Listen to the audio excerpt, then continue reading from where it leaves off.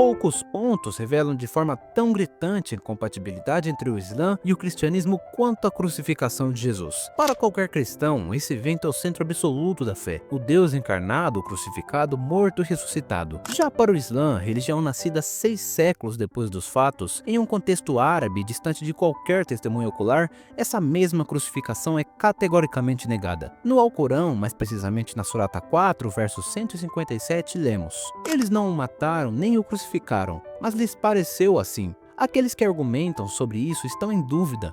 Eles não têm nenhum conhecimento, apenas seguem suposições.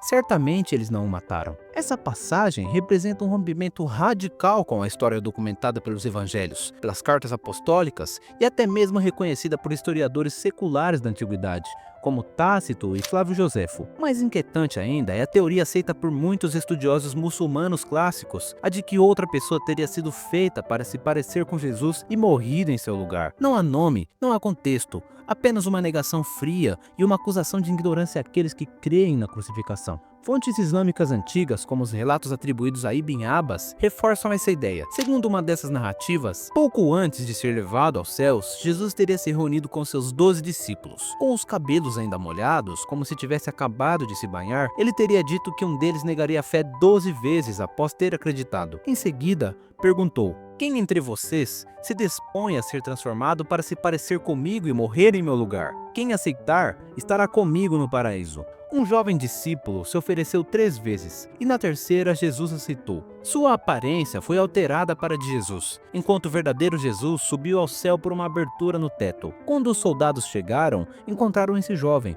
agora semelhante a Deus, e o crucificaram, acreditando que era ele. Essa teoria islâmica de que o sacrifício de Jesus foi ilusório, simbólico ou encenado por um substituto beira o absurdo teológico e histórico. Segundo essa visão, Deus teria enganado a humanidade inteira, fazendo com que todos acreditassem na crucificação de Jesus, mesmo ele nunca tendo acontecido. De acordo com essa narrativa, os espectadores da crucificação, inclusive os discípulos, Maria e todos os primeiros cristãos, teriam sido vítimas de um engano divino tão bem elaborado que ninguém notou a diferença entre o verdadeiro Jesus e o suposto sósia. Ou pior ainda, Deus teria criado uma ilusão coletiva apenas para desmenti-la séculos depois no Alcorão. Muçulmanos argumentam que, mesmo que tenha sido um substituto ou uma ilusão, o resultado histórico seria o mesmo. Os registros apontariam para a crucificação e, curiosamente, usam isso como forma de validar o Alcorão. Contudo, esse argumento islâmico entra em colapso quando confrontado com um dado histórico e teológico decisivo. Os discípulos de Jesus realmente acreditavam e proclamavam com absoluta convicção que ele havia sido crucificado e ressuscitado. Essa não era uma crença periférica ou secundária, era o centro da fé cristã, desde o seu nascimento, sustentada até mesmo sob tortura e martírio. Se a narrativa do Alcorão estiver correta,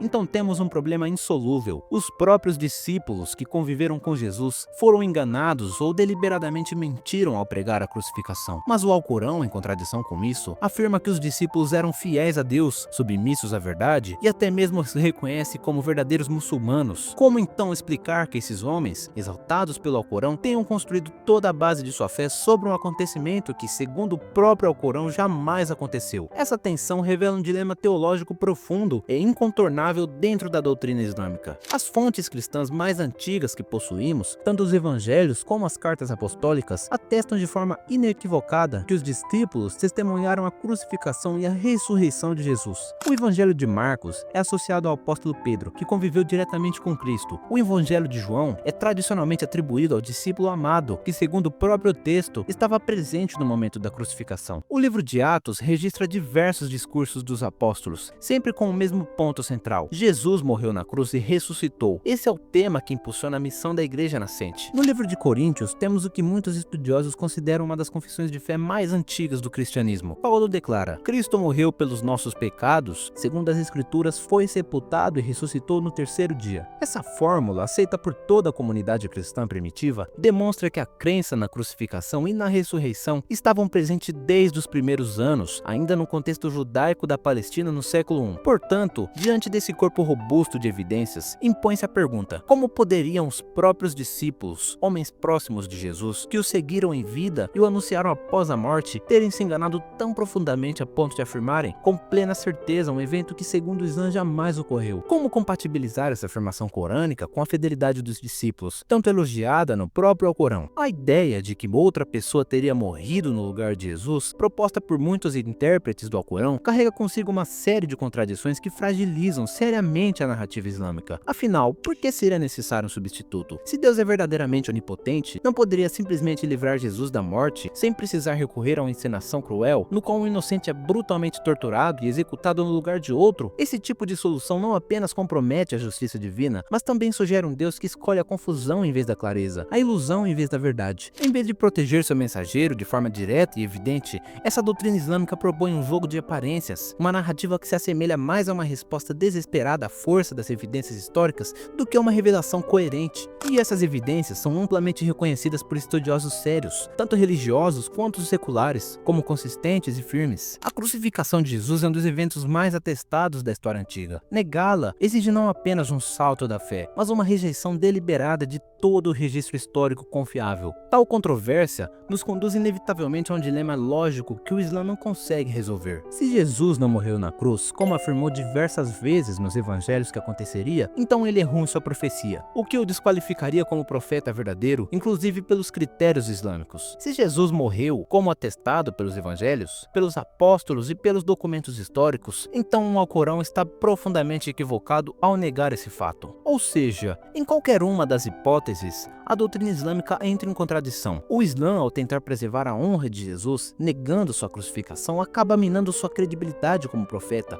ou entrando em choque direto com os fatos históricos e com a fé cristã primitiva. Esse dilema não é periférico. Ele toca o coração da teologia islâmica e expõe uma tensão insolúvel entre o texto corânico e os registros históricos e apostólicos do cristianismo. Ignorar essa tensão não a resolve, apenas evidencia a dificuldade do Islã em lidar com Jesus real da história. Diante das evidências, alguns muçulmanos tentam escapar do dilema teológico, alegando que as predições de Jesus sobre sua morte e ressurreição foram inserções tardias nos evangelhos, adulterações deliberadas feitas por autores posteriores. Mas esse tipo de resposta, além de ser puramente especulativa, ignora as marcas internas de autenticidade encontradas nos próprios textos bíblicos. Durante o julgamento de Jesus, testemunhas o acusaram de ter dito que destruiria o templo e reconstruiria em 3 dias. Mais tarde, enquanto agonizava na cruz, essa mesma frase foi usada para zombar dele, indicando que era amplamente conhecida. O curioso é que os evangelhos de Marcos e Mateus mencionam essa acusação, mas não explicam seu verdadeiro significado. É apenas no evangelho de João que a frase ganha clareza: destruam esse templo, e em 3 dias eu o levantarei. João explicou que Jesus falava de seu próprio corpo, antecipando sua morte e ressurreição. Esse tipo de conexão sutil entre diferentes relatos, onde um texto esclarece o que o outro apenas insinua, é conhecida como coincidência não intencional, uma evidência fortíssima de autenticidade histórica,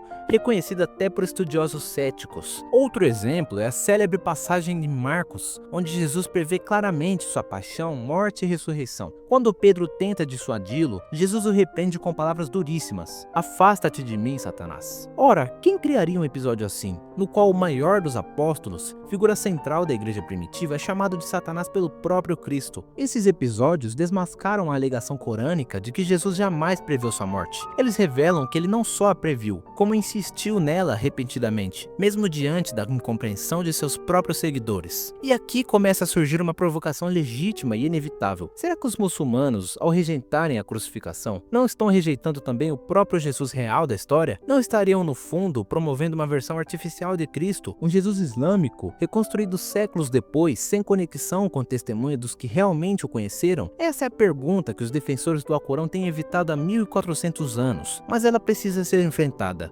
Chegamos a um ponto decisivo. As previsões públicas e específicas de Jesus sobre sua própria morte, a coragem inabalável dos discípulos ao pregarem a crucificação e a força esmagadora dos registros históricos fazem da cruz um fato incontornável, não apenas teológico, mas também histórico. Diante disso, restam apenas 2 opções lógicas. Se Jesus não foi crucificado, então ele errou ao prever sua morte e ressurreição. Logo, não pode ser um verdadeiro profeta, o que destrói o Islã desde sua base, já que o próprio Alcorão o exalta como mensageiro de Deus. Se Jesus foi crucificado, como atestado por todos os evangelhos, apóstolos e estudiosos da antiguidade, então o Alcorão mente ao dizer que ele não foi, e novamente o Islã colapsa. Não há terceira via, Não há escapatória, não há como manter o Islã em pé sem negar a história ou o próprio Cristo. Se a verdade realmente importa, então a cruz de Cristo não pode ser ignorada. Ela está no centro da história e também está no centro da salvação. Negá-la não é apenas rejeitar um evento, é rejeitar ao próprio Jesus.